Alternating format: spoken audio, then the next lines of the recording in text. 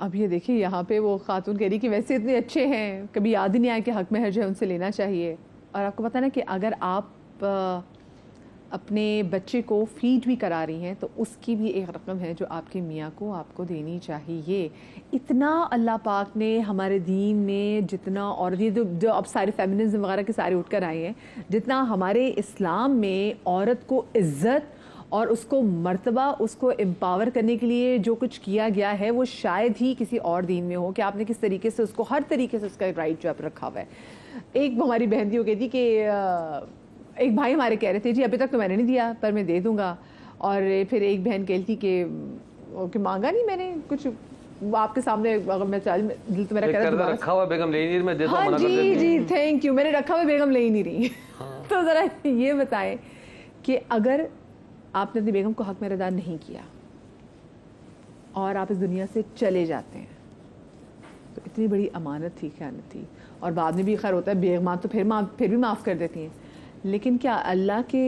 حضور اس سے پوچھ گچھ نہیں کی جائے گی کہ تم نے کیوں ادا نہیں کیا؟ اتنا امپورٹنٹ تھا یہ. بسم اللہ الرحمن الرحیم. دیکھیں اکثر یہ نکاح منعقد ہو، اس کی مجلس ہو تو اس میں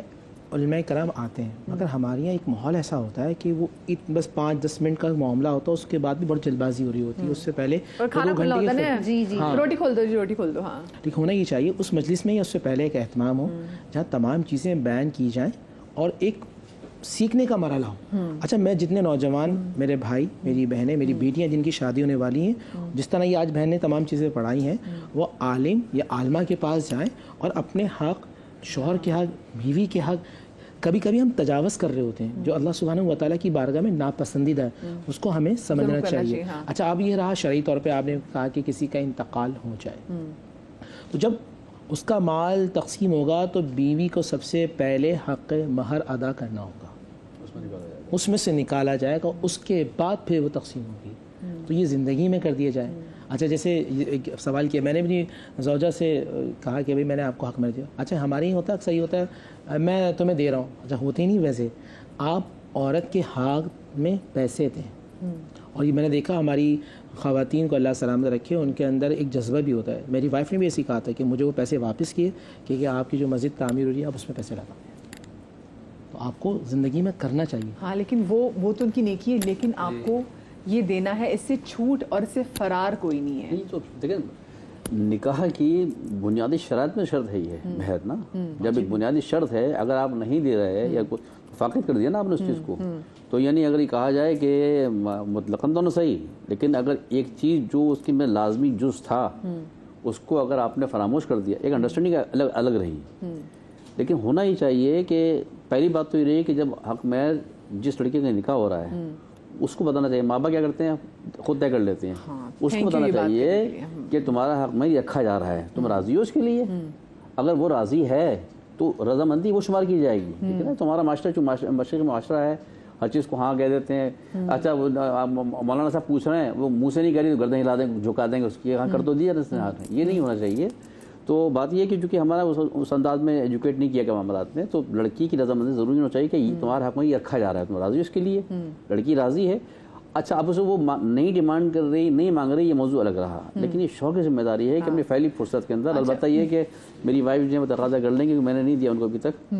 وہ ضرور تقاضا کر لیں گے مجھ سے کہ پہلے تو دے دو میرا ابھی تک. وہ تو پھر اب تو آپ نے جاتے شادی کرنا ہے، کیونکہ وہ ہم نے بریک میں پوچھا بھی تھا، وہ بہت زیادہ رقم بھی نہیں تھی. اچھا ایک یہاں نقطہ بیان کرنا چاہوں گا جس طرح بات اب وہ مجھے ان کی بات نہیں، یہ دیکھیں نا، یہ مجھے لگ رہا ہے کہ کچھ ذاتی وجوہات کی وجہ سے نہیں، ان کی کوشش ہے میں آپ کے پاس نہ. جیسے ہماری اکثر نکاح آپ بھی پڑھا رہے ہوتے ہیں، میں پڑھا رہا ہوتا ہوں، یہاں پڑھا رہے ہوتے ہیں جی، وہ آپ بی بی فاطمہ رضی اللہ تعالیٰ عنہ کے حوالے سے جو ہے نا مہر فاطمہ رکھ دیں یا نبی اسلام کی ازواج کے حوالے سے رکھ دیں.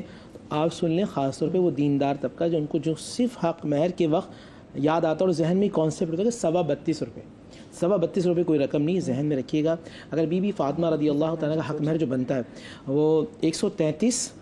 تولہ اور 3.5 ماشا بنتا ہے، جس کو ابھی سے اس کی رقم تقریباً 4 لاکھ روپے بنتی ہے. اچھا یہ اگر ہم چاندی کا کریں، اور جیسے انہوں نے بات کی ہے کہ اس وقت چاندی اور سونا آپ سونے کا دیکھیں تو وہ تقریباً 19 تولہ. ازواج مطہرات کا جو نکاح 500 درہم جو احادیث کے اندر ہے، اس کو اگر آپ 3,000 روپے سے چاندی کے والے آج کے حساب سے لگائیں تو تقریباً وہ 15 لاکھ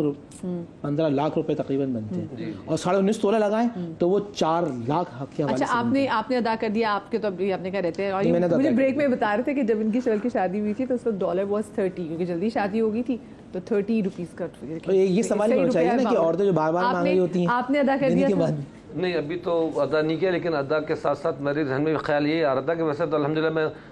نان نفقہ خرچہ اچھا خاصا دیتا رہتا ہوں، لیکن یہی ذہن میں آپ کی پہلی مرحومہ جو ہاں ان کو تو خیر وہ شروع میں ادا کر دیا تھا، اور دوسری بات یہ کہہ رہا تھا کہ جو ہماری ڈسکشن چلی نا عورت سے معاف کرا رہے تو کر لیتے ہیں، قرآن میں ایک کنڈیشن ہے فَإِن طِبْنَ لَكُمْ وَآتُوهُنَّ صَدَقَاتُهُنَّ نِحْلًا، کہ بہت خوشی دلی کے ساتھ ان کو وہ اپنے تم صدقات کہا گیا اس میں نا، ایک تو صدقہ ہوتا ہے، ایک صدقات، یعنی ان کی مہر دیا کرو خوش دلی سے۔ فَإِن طِبْنَ لَكُمْ عَنْ شَيْءٍ مِّنْهُ نَفْسًا فَكُلُوهُ هَنِيئًا مَرِيئًا، ہاں جب تم نے ان کو مہر ادا کر دیا اب وہ خوشی سے اگر تمہیں کچھ حصہ اس میں سے معاف کرتی ہیں تو تم وہ اچھی طرح رچ پچ کے کھا سکتے ہو۔ تو اس میں یہ ہے کہ جیسے پہلے زمانے باغ بھی دیے جاتے تھے اس میں، اچھا وہ مرد اپنا ایگوز کا ہٹ ہوتا تھا کہ بھی عورت کی دی ہوئی مہر سے اگر میں واپس لے کے کھاؤں گا تو گناہ ہوگا شاید، تو قرآن نے اجازت دی خوش دلی سے اگر تم دے چکے ہو پھر وہ خوش دلی سے واپس۔ آپ کو آپ کا حق ہے؟ جی مجھے تو اسی وقت مل گیا تھا، اور آپ کا حق میں تھا بھی ویسے کافی بہت ہی کم تھا۔ اصل میں ہمارے ہاں یہ ہوا تھا کہ ہم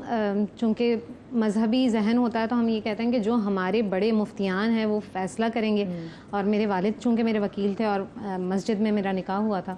تو ہمارے ابا بڑے سیدھے سادے سے تھے، لیکن میں نے جتنی بھی شقیں تھیں وہ میں نے کہا تھا پپا یہ بھی ہونا چاہیے، دیکھیں پپا یہ بات بھی ہے، تو میرے والد مجھے بہت سپورٹ کرتے تھے، اور اس زمانے میں یہ نکاح نامہ جو آج آپ نے پڑھایا ہے میرے نکاح نامے پہ کراس نہیں ہے، اور یہ اس زمانے میں 10 سال پہلے کی بات بتا رہی ہیں آپ کو؟ 10 سال پہلے کی بات، تو اس وقت بھی یہ کراس والا سسٹم نہیں تھا، اور میرے والد نے مجھے سپورٹ کیا، بیٹے یہ آپ لکھیں گی، بیٹے آپ نے یہ کرنا ہے، وہ مجھے پیچھے سے سپورٹ کرتے تھے۔ تو میں نے کہا تھا پپا جیسے پھر وہ کہتے ہیں پھر اس انداز سے آپ دیکھ لیجئے گا، تو میرے والد کی رضامندی کے ساتھ، کیونکہ جب آپ جو بھی خاتون ہیں اگر وہ والد کو وکیل بناتی ہیں پھر ان کی اجازت سے وہ طے ہو جایا کرتا ہے، تو وہ میرا الحمدللہ۔ کس نے کتنا طے کیا تھا؟ لڑکی والوں نے طے کیا تھا؟ کس نے طے کیا؟ نہیں، وہ مفتی منیب الرحمان صاحب نے پھر بتایا تھا کہ بھائی یہ طے ہوگا، اور وہ کتنا تھا؟ وہ بہت کم تھا، وہ تھا 3,500 روپے، انہوں نے بتایا تھا کہ یہ ہمارا مہر بنتا ہے سنت اعتبار سے، جو کہ مفتی منیب الرحمان صاحب نے بتایا تھا، اور وہ اس میں مینشن ہے، اس میں لکھا ہے، ان کے سگنیچرز ہیں، وہ انہوں نے نکاح۔ کالر ہمارے ساتھ موجود ہے محمد نواز، السلام علیکم جی۔ جی السلام علیکم۔ وعلیکم السلام جی، نواز بھائی کیا پوچھنا چاہیں گے؟ میڈم شو کے تمام شرکاء کو میری طرف سے السلام علیکم۔ میرا سوال یہ ہے کہ ابھی عالم صاحب نے بات کی تھی کہ اگر کوئی بندہ حق مہر ادا کیے بغیر فوت ہو جاتا ہے تو وہ حق مہر جو ہے جب اس کی وراثت تقسیم ہوگی تو اس میں سے نکالا جائے گا۔ جی جی، سوال میرا یہاں پہ یہ ہے کہ میں نے تو جو سنا ہے کہ جب اگر بندہ فوت ہو جاتا ہے تو یہ ایک طرح سے قرض ہے جو اس نے ادا نہیں کیا، تو اس بندے کا جنازہ اس وقت تک نہیں ہوتا جب اس کے ذمہ تمام قرض ادا نہیں ہوتے، یا پھر یہ ہے کہ ان کا کوئی ذمہ نہیں لے لیتا، تو یہ بات وراثت سے پہلے نہیں حل ہونی چاہیے؟ ویسے آپ نے بہت اچھا بہت تگڑا سوال کیا نواز بھائی، بہت اچھا سوال۔ میں عمران بھائی آپ سے ذرا جی بالکل صحیح کہہ رہے ہیں، قرض ہو جاتا ہے تو وہ اس کے اندر یہ کہ بیویاں عموماً ظاہر ہے ہماری جو سوسائٹی اس کے اندر بیویاں معاف کر دیتی ہیں، تو بہت سارے معاملات فوری طور پہ زبانی طے کر لینے چاہیے کہ ایک تو کسی کو تمام میراث کا کوئی یا تو کسی ایک کو وکیل بنا دے، جیسے ہوتا ہے کہ پراپرٹی وغیرہ ہے تو انتقال کے فوراً بعد کے جی اولاد ساری جمع ہو کے کہہ دے کہ ہمارے ابا کی جتنی بھی چیزیں وہ ہم اپنی امی کو اس کا مالک بناتے ہیں، تو وہ چیزیں چھوٹی جو ہوتی ہیں کپڑے جوتیاں تولیہ اس طرح کی بھی چیزیں اس میں پھر ایک مالک ہو جاتا ہے اور میراث کے حقوق نہیں آتے، ورنہ ہوتا ہے چھوٹی چھوٹی چیزوں میں بھی اگر کوئی مس یوز ہو رہا ہے تو اس میں گناہ ملتا ہے، تو اس لیے احتیاط ہے کہ کسی کے انتقال کے بعد فوراً کسی ایک کو بڑے ذمہ دار کو کہ جس پہ خیانت کا ڈر نہ اس کو مالک بنا دیں، اور پھر اسی طرح قرضے کا بھی ہے کہ بیویاں وہ معاف کر دیں کہ میں نے